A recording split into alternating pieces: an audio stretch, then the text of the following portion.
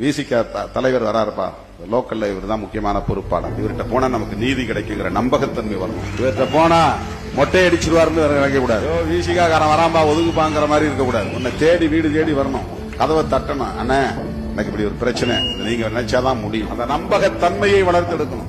அதுதான் லீடர்ஷிப். பொதுமக்கள் இன்னும் லட்சக்கணக்கில் இருக்கிறாங்க. அவங்களுடைய நம்பிக்கையை பெறுவது உங்கள் நடவடிக்கைகளில் இருந்துதான். என்ன அவங்க எல்லாரும் பார்த்துட முடியாது, உங்க மூலம் தான் என்ன பார்ப்பாங்க.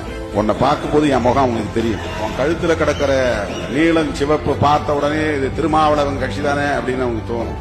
ஒவ்வொரு இடத்திலும் நீங்க போகும்போதே என்னையும் சுமந்துகிட்டே போறீங்க. உங்க முகத்துல என் முகமும் இருக்கு, உங்கள் புன்னகையில் என் புன்னகை இருக்கிறது, உங்கள் கோபத்தில் என் கோபம் இருக்கிறது, உங்களுடைய நன்னடத்தைகளில் என் நடத்தை வெளிப்படுகிறது. அப்படிதான் இந்த இயக்க மக்கள்கிட்ட செல்வாக்கு பெறுகிறது. அப்ப நாளுக்கு நாள் இந்த அமைப்பின் மீதான நம்பகத்தன்மையை வளர்த்தெடுக்க வேண்டும். அதுதான் ஒவ்வொரு பொறுப்பாளருடைய கடமை.